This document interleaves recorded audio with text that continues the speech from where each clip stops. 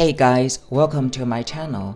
My Oncidium orchids are blooming now, so in this video, I'm gonna show you their beautiful flowers and I will talk about how to take good care of them. I hope that you will enjoy this video. If you haven't subscribed yet, please subscribe. We will talk about all different kinds of plants in the future. Oncidiums are one of my favorite orchids because they are easy to grow and they produce gorgeous flowers. Some of the flowers have a very interesting and pleasant smell. This orchid with pure yellow flowers is called Oncidium Sweet Sugar Lemon Drop. It has a giant spike and its flowers are big as well. It's almost done blooming now. This orchid with yellow and a little bit red flowers is called Oncidium Dancing Lady. It is named Dancing Lady because its petals look like the swirling skirts of dancing maidens during the Victorian era. This flower doesn't have any smell, but I really like its bright yellow color. The orchid next to it is called Oncidium Heaven Sent Redolence. As you know from its name, this orchid is famous for its fragrancy of vanilla and chocolate. One of its parents is Oncidium Cherry Baby, the famous chocolate orchid. The flower is red in the center with some white color on the tips of the petal. It has a compact spike with a high density of flowers, very showy. This plant has a new spike that is about to bloom soon. I have had this orchid for 3 years and this is the first time that I have seen it bloom. 2 years ago, my dogs almost destroyed this plant. And you can see the scars on the pseudobulbs. Fortunately, it survived and it grows really well. Okay, now let's talk about how to take care of Oncidium orchids. About temperature, Oncidium orchids prefer warm temperature. We try to keep the temperature between 70 to 80 Fahrenheit or above 21 Celsius during the day. Temperature should not drop below 55 Fahrenheit or 13 Celsius in the night. Here in my sunroom, I use a heater to keep the temperature warm during winter. Oncidium orchids like medium to high humidity.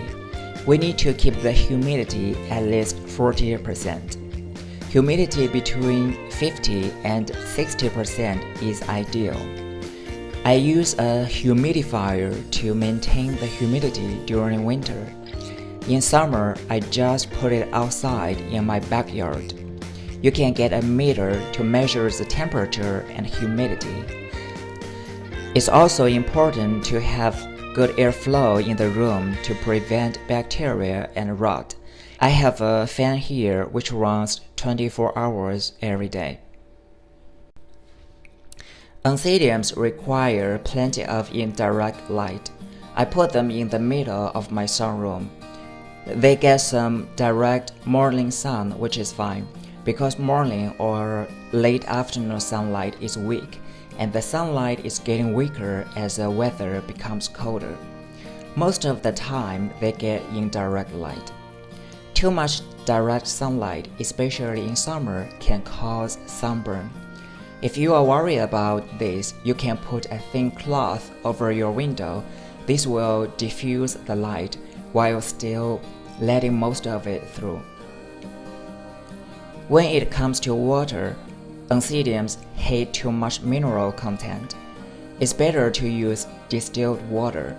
We use rainwater in summer and snow water in winter. We also use water from the dehumidifier in the basement. When we water it, make sure the water temperature is close to room temperature. Water the orchids when the medium is approaching dry. They actually don't like to dry out as much as Camellia do. We water our smallest Oncidium about every 3 days, with 4-day interval waterings for the larger ones. A good way to judge if your plant needs more water is to check their pseudobulbs. If the pseudobulbs start to wrinkle, that means it needs more water. As far as fertilizer goes, we can get orchid fertilizer online or from a local store. You just need to follow the instructions to fertilize them. We usually fertilize our orchids once per week in summertime and once every 10 days during winter. About the potting mix, in the wild, these orchids grow on trees.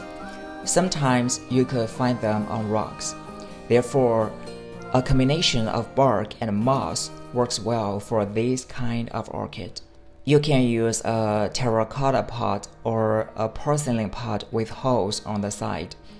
The pots with holes are good for drainage and airflow, while terracotta pots tend to draw excess moisture out of the medium. So that's all about Oncidium orchids. I hope you have enjoyed this video. If you have any questions or comments, please leave it below. If you haven't subscribed yet, please subscribe.